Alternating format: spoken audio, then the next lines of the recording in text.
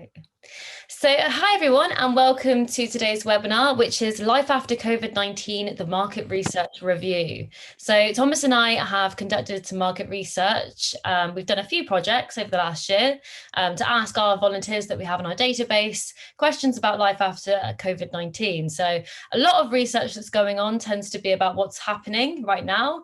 And we want people to think about actually what are your reflections on what was like before, what's it like during, and now what are your kind of predictions for kind of after COVID-19, because obviously it is something that seems to be coming to an end if we're very optimistic. So we really want to start thinking about casting that forward. We've had a lot of companies sort of say things like, let's start getting prepared because it's going to be a big boom, hopefully, in kind of lots of different industries. So it's something we really wanted to get the consumer's perspective on and kind of go from there, really. So as well as looking at this research in particular, it's going to be a really good kind of learning sort of side to what we're doing today, which is about good market research practice as well, why you might use that data. And also because there's a bit of a comparison that we're going to have with data, Thomas is going to give us some really good insights into kind of what the best practice is there if you rerun a study and what's significant in terms of looking at that data. So I think it's going to be quite an interesting webinar today. So to give you the kind of agenda, we're going to be talking about what social market research is as a bit of an introduction. Then we'll be looking at what those research objectives could be and what that looks like when you put it into practice. Thomas is going to take us through the COVID-19 survey from last year as a bit of a recap, and then what has happened with the repetition we've done from this year, because it's about a year ago we're asking people to cast their mind forward. Again, we're probably being very optimistic about a year ago, thinking about thought we were kind of in the middle of the pandemic. Actually, we were right at the beginning, but hey ho, we are getting there now. So yeah, we've managed to rerun that again. But also there's going to be some changes that happen when you look at kind of reflective data, and he's going to take us through some of that as well, with some really good kind of like sort of tools and how you can move on from kind of those tricks. I'm not really explaining it very well. Thomas will do a much better job when we come around to him. So Thomas, please introduce yourself.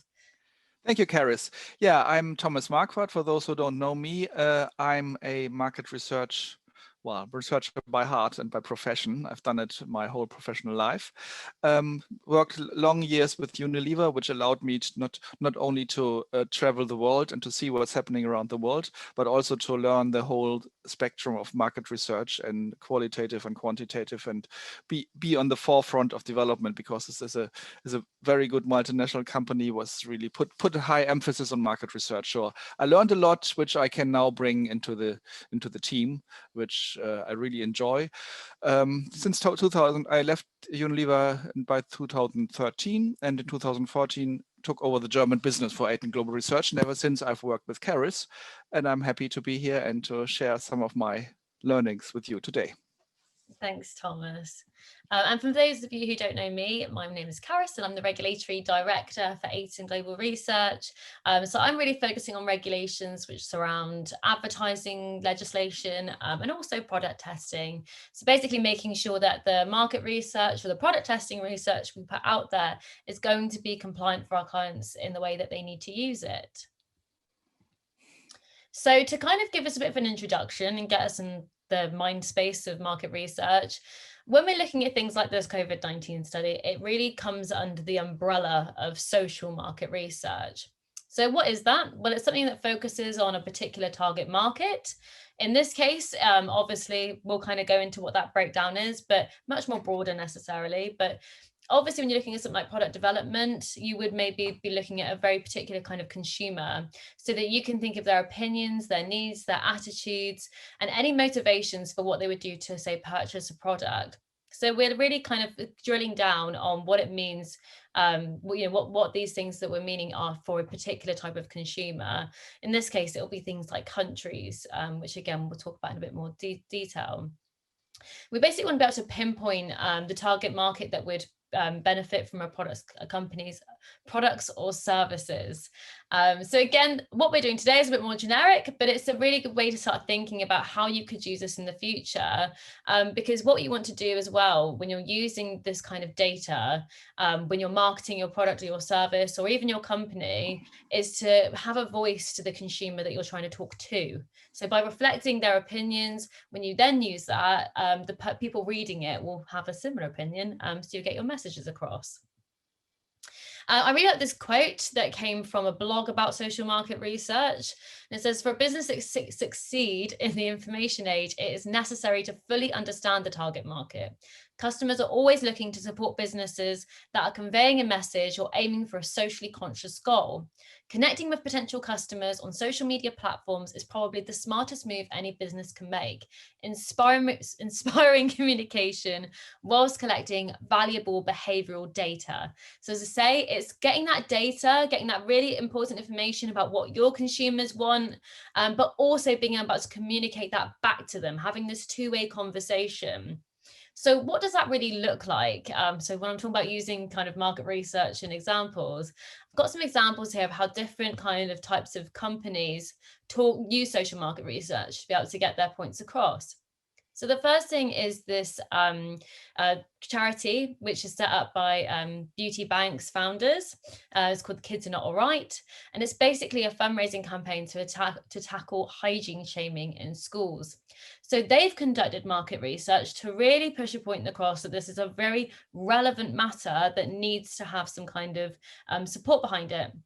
So things that they discovered were 44% of teachers have witnessed children being bullied because of hygiene shaming. 39% have witnessed children's mental health suffer due to hygiene shaming.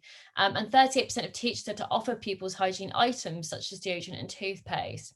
So again, this really helps them give a voice to their charity, prove that it's very relevant to the target market, schools and children, and really, kind of raise money for it. Another reason might be things like accreditations. So I've taken this from Cosmos, which is the organic certification from the Soil Association here in the UK. So they've made a whole report, which is really interesting. And they've done some consumer research, market research within that report to really show that people want these accreditations. So some things that they pulled up were half of consumers said the COVID-19 pandemic made them more likely to buy organic beauty and well-being products. And then just over 2 in 5, 42% of those surveyed agreed that looking for certification logos helped them choose sustainable beauty and well-being products. So again, they're proving there's a demand for this kind of product, but also to support that demand, we need to show that we're actually kind of having that accreditation as well. And then general consumer insights is a huge thing. So a lot of companies would do this. They want to prove that, their service is relevant. So again, by targeting a consumer and saying, so for this example from CW, put this out there, 92% of people trust recommendations from friends and family over any type of advertising. They're proving that this is something that all companies should be doing, and they're probably going to try and help you do it as well, which is quite an interesting one. So yeah, this is really a good way of getting kind of overall services out there. Something that we do a lot, we ask our consumers lots of questions to be able to kind of prove that certain ways of doing a study is the best way to do it in terms of the consumer. It might be showing that other consumers actually require this kind of testing as well.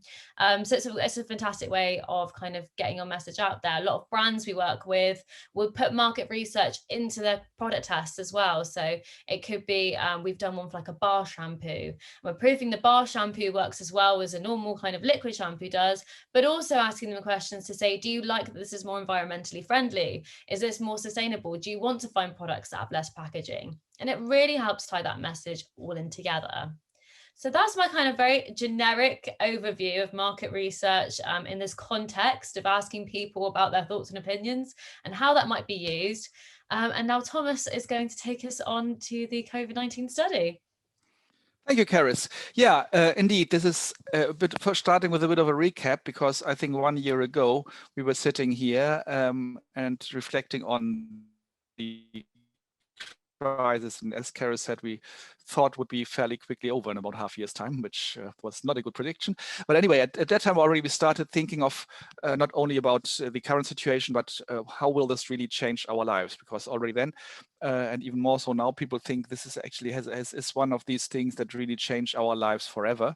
We will not go back to the situation in 2019. Things might change. And we as market researchers, of course, are very interested in how do people feel about it and what do they think will change. So we did a study in 2020, in April 2020, so a bit more than a year ago. And we did research in the US, UK, and Germany, so 3 big countries. Yeah, just if you just go on, Carys. Or just say next Yeah. Yeah, this is more or less what you already said. There were quite a few surveys published with the immediate effects, and we want to think beyond that, look beyond the immediate impact, and that's why we did the study. The scope, 3 countries. We wanted to make a broad representation of the general population, so we really made some efforts to make it somehow representative in terms of age groups and gender, so really cover the full population. We had about 1,000 people interviewed at that time, and as we see, the survey was conducted around Easter, so around April 10th and April 20th, around Easter last year. So the questionnaire, and that's also why I repeat it, because we repeated exactly the same study now. We had some discussions and now I should do something else, but we felt it was useful to repeat it exactly as it is, because then we can directly see the differences and the changes that have appeared since then. Whenever we change the questionnaire, this was part of our talks last time, is as soon as you start changing the questionnaire and adding questions and modifying questions, you get another flow and probably some bias coming from this, which is very difficult to estimate. So that's why we decided to keep it exactly stable, exactly the same. So the intro is, please think of yourself in maybe half a year's time after the crisis is over. Well, this was maybe a bit optimistic. Ask them, how different do you think the world will be then? And how different will your personal quality of life be? Just to get the feeling for is this something to turning for the better or for the worse? And then we went into quite a few activities where we said you might assume compared to before the crisis. So on the next chart, I think we'll show these activities. And these are the ones that we asked them about: spend time with family, spend time with friends at home, spend time with friends going out, cook at home, eat out in restaurants, have food delivered to my house, pick up food from restaurants, go shopping for food. You see, actually, at that time, we also worked with a consultancy for food, which helped us also get more big background over here in food. Travel, short haul or long haul, work from home, use public transport instead of my car, go to movies, go shopping at stores, buy products online, look for new experiences, so the whole adventure thing, care for the environment. So we had some of the key changes over here that we put on the one pager that we also distributed last time. When we said on the first question, how different will the world be? We saw that half of the people, the very few people said it will be this, it will not have changed. The majority of people said there will be some changes, but the very few people again say it will have changed completely. So between a little bit and a lot, this is actually what 80% of the people believed. But interestingly enough, the personal quality of life is not necessarily getting worse. So we had about 30% saying will get better, and a bit more than 30% saying it's getting worse, and 40% saying it's staying the same. So it was not a bleak outlook. It was just an outlook saying, well, it's balanced, and for some people it will be better, for some people it will be worse. Not too bad. And then down there you had some charts on the anticipated behavior difference before versus before. This is the items that we had, and I ranked them by the number of positive votes. On the right hand side, in this kind of blue greenish thing, you see what people would do more. On the left-hand side, in red, you see what people would do less. And you will see that the number one thing that people would do more of is spend time with family, followed by exercise, caring for the environment, and cook at home, eat at home, and spend time with friends at home. So we really saw at that time that people believe that this is actually an opportunity to reconnect with your home life. And quite a few people felt they were away from home too often and too much. And they felt actually there's an opportunity to go back and do more of it again. Whilst we saw that especially public transport is something that is definitely suffering. People were definitely not happy and keen to using public transport and get exposed to quite a few other people. We'll go through some of this in a bit more detail in a minute. As said, in 2021, we did this this year, we repeated the exercise with exactly the same respondents. So we want to find out the picture has changed. And we had these 965 respondents last year, and we asked all of them to repeat the survey and do the same question. It's not a surprise that not all of them responded, because people move on in their lives. People might feel a bit bored that they have done it last time and have to do it again. So actually the response is much lower, and we saw that versus we had 965 in 2020, we had 522 in 2021, which is still a significant amount of people, which allows us to draw some conclusions, but definitely less. And we'll come back to the impact of that in a minute. But we start with the results, the overall changes. So how different will the world be? And you see that it hasn't changed much. However, the amount of people who believe that it will have changed completely has grown. So you see the length of the term and the length of the COVID crisis has had an impact, that there are more people who believe that the world will really change a lot. Even though it's not dramatic, but there's a little bit of shift in here, which is not a surprise. In the personal quality of life, we see a very similar picture, which isn't really changing. So there are about 30% who believe it will be a bit worse, and close to 30% who believe it will be better, whilst for a bit more than 40% it will stay the same. So it's not that the situation has got worse in general, or that people believe it's worse than I thought a year ago. It's fairly stable. But now coming back to the original question that we had, can we compare the results like this? Because we had the same respondents, but we also saw that quite a few people haven't responded.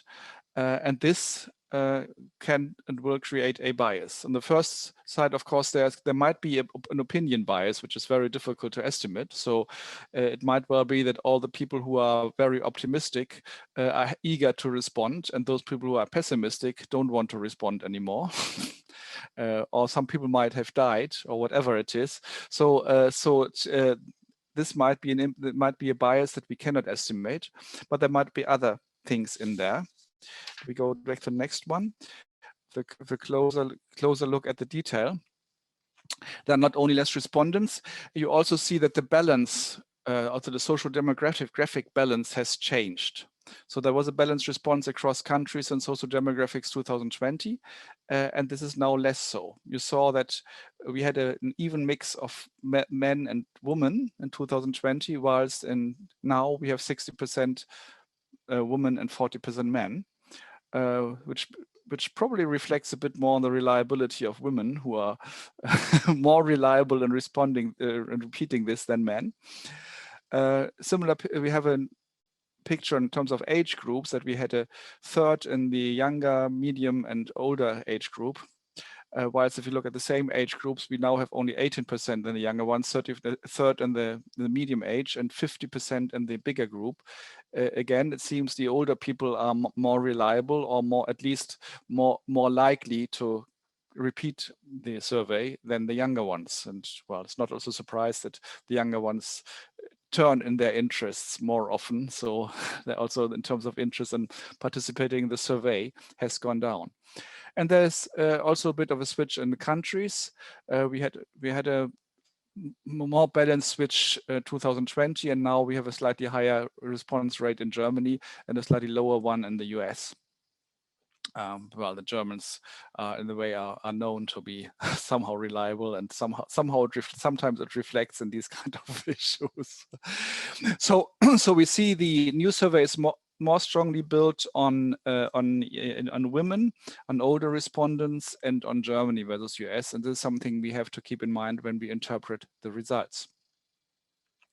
So how do we deal with this? So of course, we can always keep this in mind and just show the results. But we can also look at this from a market research perspective and say what does it mean and how do we deal with this? And a common practice in market research for these kind of issues is weighting. So this means that results are aggregated and given different weights so that at the end the original distribution is replicated. So if, for instance, the men vote yes and the women say no to an issue, if a 50-50%, we would have a 50% result. Now we would have a 60% result for the women because they're 60% women.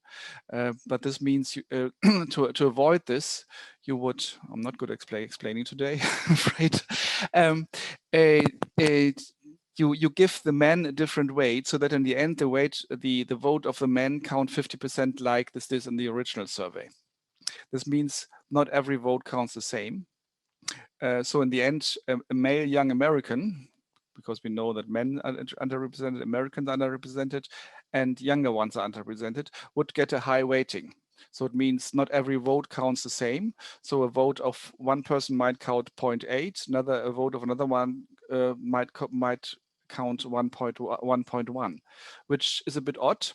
It does eliminate the bias of a different social demographic distribution. However, it is a data manipulation, and we need to be very aware of this.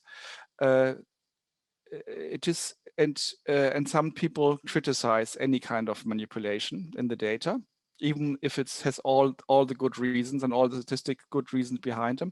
If you do it, it needs to be thoroughly documented and explained. So you can do it, it's fine, and it is done. But if you see it, make sure that this actually is being well explained and well documented, because otherwise you can easily say, well, you start manipulating data in order to get to an outcome that you want to achieve, which of course is not acceptable. So it is acceptable in a way to avoid flaws and to eliminate a bias that comes for very specific reasons like this one. But it's a risky attitude.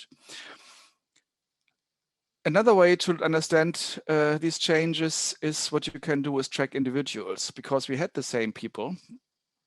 So we can look at a person with the code 1345667 because they are, of course, they are anonymous. But we can see how this person responded last time and how they respond this time. So you can see in how far these people change their opinion and how far they give the same opinion or give a more positive opinion or more negative opinion. And this is a very easy way to see in how far in general opinions shift. It doesn't eliminate the opinion bias. So if you still feel if the more positive people drop out or the more negative people drop out, this is something we cannot eliminate, but we can get a clear view in how far this is really changing overall the opinion. And this is something we will use in the rest of the presentation to explain some of the changes and to help interpret what's happening. So, coming back to the second question, how different will your personal quality of life be? This is the chart we showed on the left-hand side, where we have 30% who say it will be worse and 28% say it will be better. If we look at how people move their opinion, you saw that 46% had the same opinion as in 2020, whilst 18% move downwards a little bit more, which means one issue. So they went from the same to a bit worse, or from a bit worse to much worse, or from a bit better to the same. And 8% even moved much lower, which means they moved from much better to a bit worse or something. So they had stronger moves in terms of becoming more pessimistic. And the same on the other side. So 19% moved one step higher and 9% moved more than one step higher. So again, a very balanced picture. It's about the same people who move higher than move lower, which clearly shows overall the balanced picture that we saw in the overall picture is also reflected here. It is overall balanced. The same amount of people think life will become better, then think life will become low. So we can work with this data and publish it, and be confident actually that this is really reflecting reality. So again, the overall ranking, I won't go into this small print that you probably can't really read on your screen. I go back into the details in the next chart, where I already mentioned that in 2020, we had the top 5 activities were spending time with family, exercise, care for the environment, cook at home, and spend time with friends at home. If we look at the top 5 activities in 2021, you see that they are very similar, with a few small changes. Buy products online has become the number 2. So people are not getting fed up with Amazon, etc. Quite on the contrary, they're getting used to it, and they deeply believe that this is something that will strongly stay. And exercise has moved a bit further down. So I think this early stages enthusiasm that now finally you will actually do something for your body and get all your exercise that you're not allowed when you're staying at home, I think is getting a bit more slack. And you see that cook at home, eating home cooked meals is dropping from the top 5 list. I think it's so interesting that the buying products online has gone into the top one, because like you said, it wasn't even something people were considering, I think, a year ago. And it proves, not just only that it's been a huge thing, but that people are continuing to do that. So really echoes everything that we've kind of talked about over the last couple of years in terms of, online's the way to go. It always was. But it shows in just a year how important that's become. So yeah, anyone who is selling products, go online. Definitely. Yes, definitely. Definitely. So the number 1 which is still number 1, spend time with my family. And you saw that last year a bit more than 50% said that they would do more of it. Now it's a bit less. It's about 46% or so. And you also see in terms of changes on the screen on the right hand side, I show the changes. So there are 26% who voted, who rated less than 2020, and about 22% who rated more than 2020. So the green one is the ones who are going up, the red one is the ones who are going down, and you see that there are more people going down than people going up. So overall, it's still number 1, but with less energy. And probably maybe some people are already getting a bit fed up with having spent too much time with their family. Whilst in the beginning it was this feeling of finally I can spend time with my family. Now I think it's a bit of a tiring effect. Buy products online, we already mentioned that we discussed this already. It's more than 40% now who think they will do much more than this than before COVID. And you see also for those people who are who repeated the survey, there are more people who have gone up here than have gone down.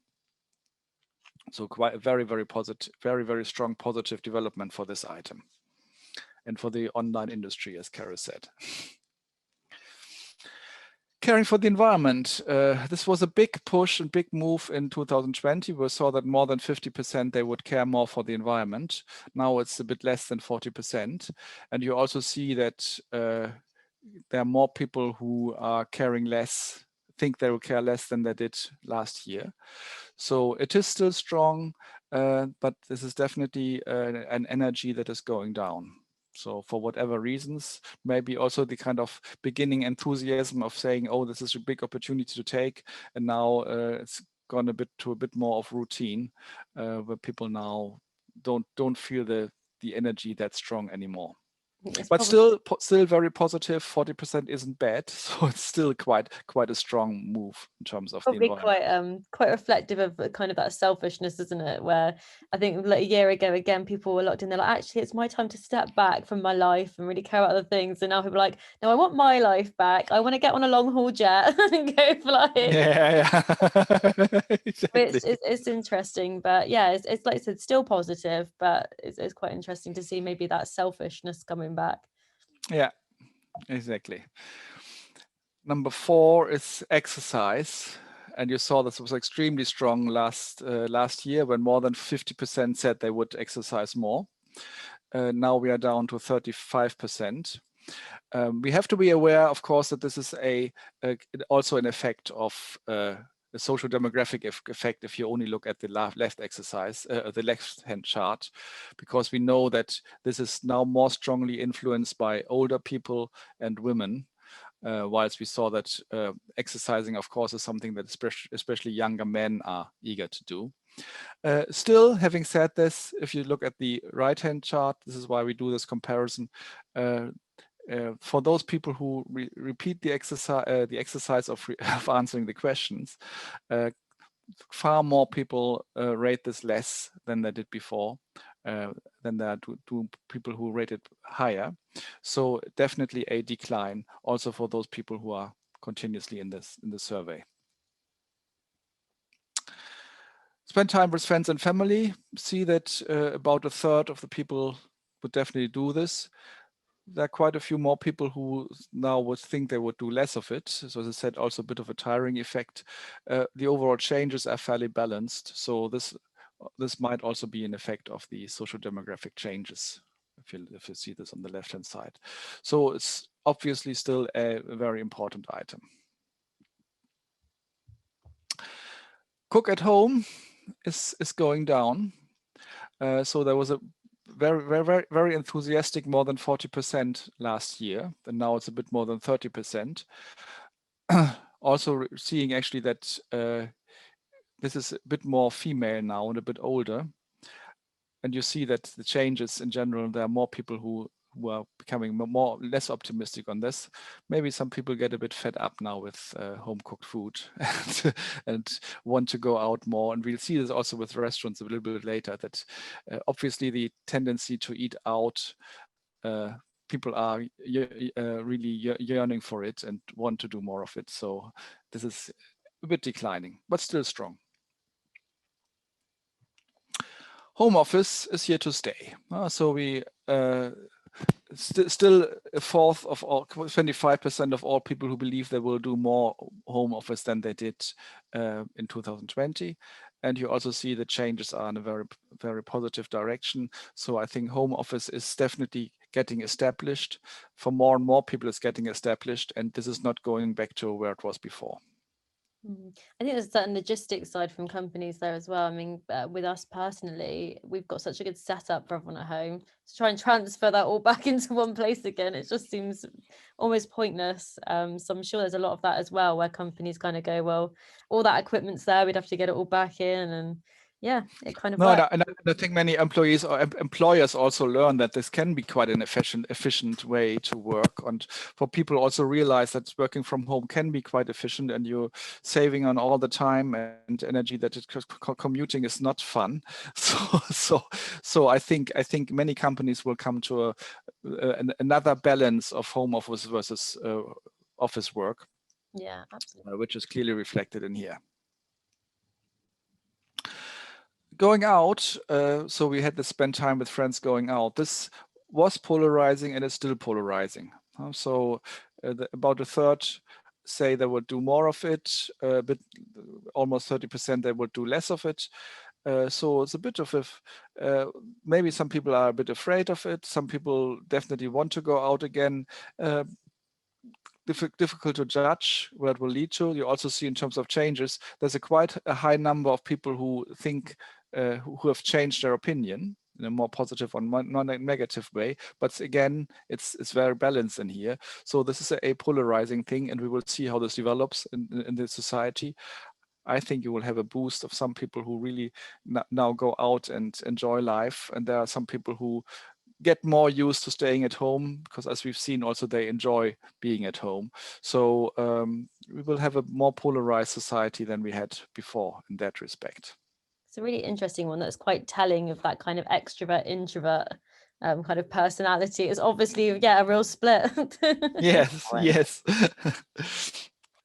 And you also see this if we think about movies, events. It's interesting that going to movies even has gone down a bit. On the one hand side, it may again be a reflection of lesser younger men in here who definitely go to movies and theater sporting events more often than older women. But still, also for those who are continuously on this survey, the change is more in the negative direction. So this is not giving a good sign for the reopening of movie theaters.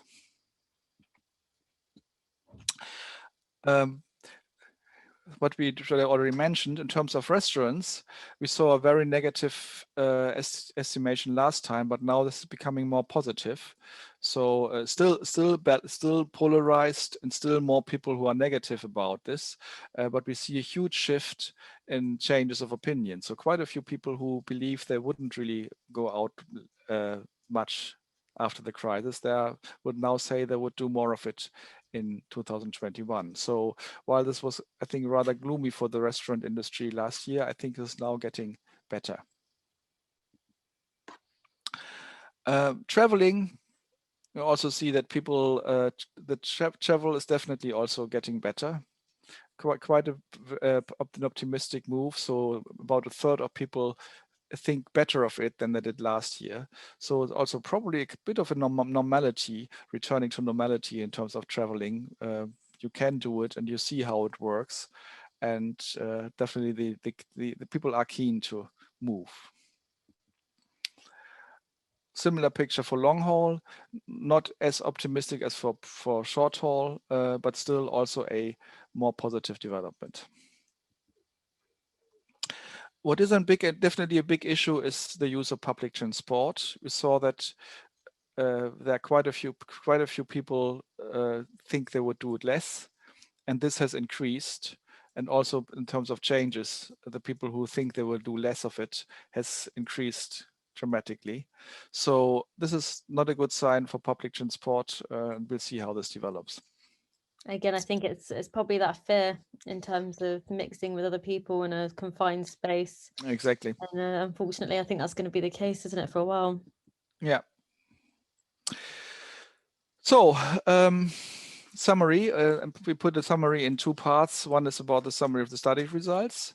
So to show the results and how this has changed. So I took the summary of 2020 and updated now with the newest data. So in 2020, almost everybody believes that the world will have changed. We see near equal amounts of optimism and pessimism, and this hasn't changed. It's still about the same number of people who think it will be better than those who will think it will be worse.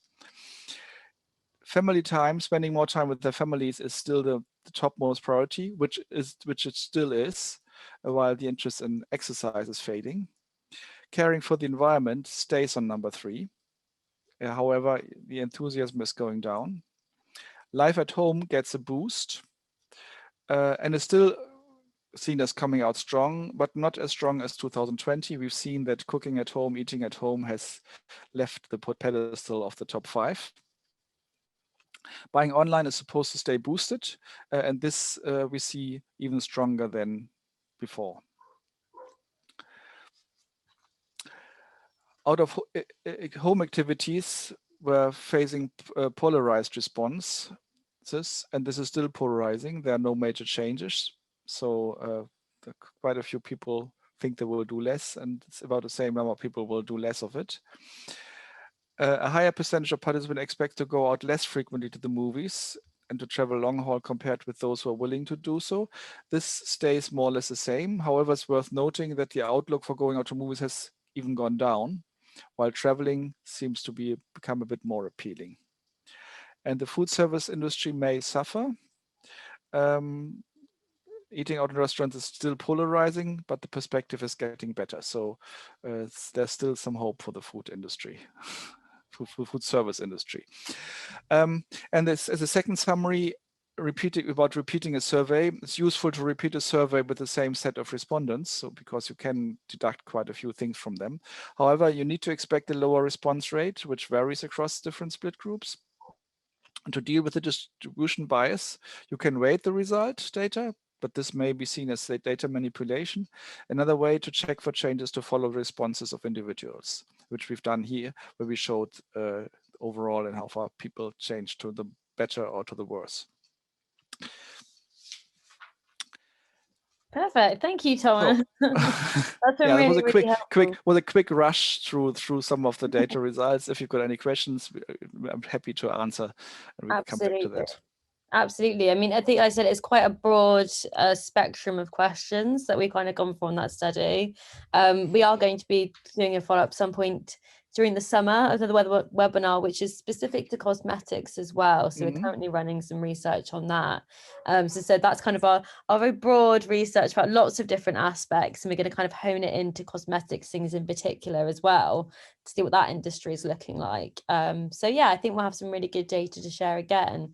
But yeah, I think it's a really, really good overview of what the consumers are wanting. And as we said, to kind of labour the point even further, in that online sales is just a really good finding that's really important for people. But yeah, we'll go for a question and answer. Before that, I just want to give you a little bit more information about us if you've not used us before. So we are an award-winning market research company that are a partner to the Market Research Society. So we have got full training in things like market research and questionnaire design, which helps us do these lovely reports for you. We're completely compliant with the GDPR, and we have an ISO 27001, which gives us an audit in that. So obviously very important, as we said, that we're protecting those volunteers' data, making sure their data is anonymized and that you can use it very compliantly in your advertising. Also an ISO 9001, which is for our quality assurance again. You always get bespoke regulatory advice. That is what I'm here for. And you always get a designated study manager who gets to know everything about your company, all your research objectives, and make sure that we can conduct the research that you need. So I'm going to go to a question and answer now. I've not seen many questions come in. So I think we've probably given you lots and lots of information today that you're absorbing quite nicely. But I'll give that a minute just to keep open there in case you do have any questions you'd like to share. If you've got any questions afterwards, though, I will be sharing the recording of this, and I will have both mine and Thomas's contact information on there. So you can feel very, very welcome to email us separately once you've kind of had a chance to think it all over. So I can't see any questions coming in. I'm going to assume we haven't got any today. And I'm just going to close up the webinar for us. So just to kind of give a little nod to the SCS, they have a diploma course in the essentials of cosmetic science. You can do that anywhere in the world at any time, and there's a link to it there. There's also the IFSCC Congress, which is going to be in September 2022 in London, which we are very proud to be sponsoring as well. So please do come and see us there. You can register your interest at the website. Upcoming webinars for next month. So on the 11th of June, I've got the Cosmetics Business Live Roundup. So anyone who did or did not attend Cosmetics Business Live, I'll be looking at some of the kind of key findings that I found really interesting, kind of updates during that and giving a bit of a summary. And also on the 17th, we'll be looking at formulating cosmetics for aerosols. And I've got formulation expert Macon Ribeiro coming to join me on that one as well. So there is our contact information, but as I mentioned, I will be sending that out anyway.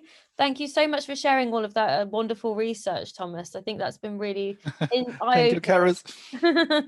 It's been eye-opening in terms of content, but also in terms of study design there as well. So I hope you all learned something kind of quite interesting out of that. In the meantime, thank you very much for everyone to joining, and yeah, have a lovely weekend. Bye.